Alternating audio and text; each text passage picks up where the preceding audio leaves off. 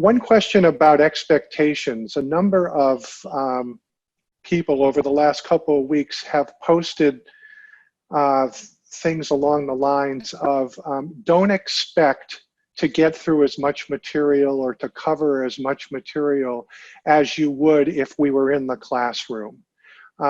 What do you think about that, Joy? And then I'm going to ask Ray the same question. So that is very true, especially this first week. What I have told my teachers is that every student is a freshman this week. So what do we do with freshmen? We don't overload them, right? We bring them on gently. Every single student is a freshman this week. And so we have to start this off gently. With our younger, number one, kids working at home by themselves are going to do things faster for the most part, if they're like doing it.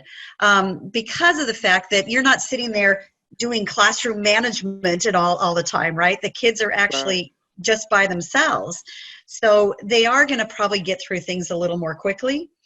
In our younger grades, they have to wait until their parents can help them, of course. So it's going to take a little bit more time, and the parents aren't used to this.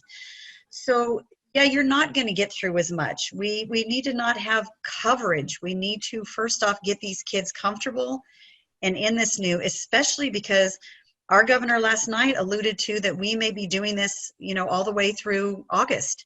So we need to, we're in the long haul here. We are not doing a sprint here for 2 weeks and then saying, oh, we're just going to be back to normal. That is not what's going to happen. So as long as we kind of understand that at least at first, this is going to be a slow roll until we get going. Ray, what do you think? I agree with Joy completely that it really is a starting over for so many students and for so many teachers, because if they're not used to being in this environment as a mode of instruction, it's going to have inherent inefficiencies. They're going to trip over the things that they trip over. And then also there's a lot of fatigue.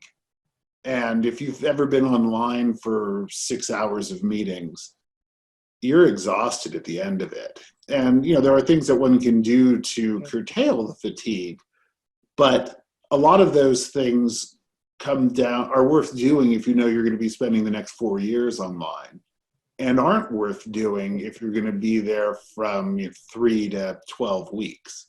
And I think that that's the thing that's most important for people to keep in mind right now, is that it's a huge difference between this is a temporary solution to a problem such that when the in situ option returns, everybody will go back to campus, versus when this is being built as the campus and people are going to be living most of their life in this environment.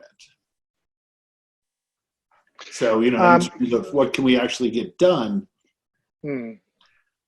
I think that we should not expect to cover everything we would have covered in class.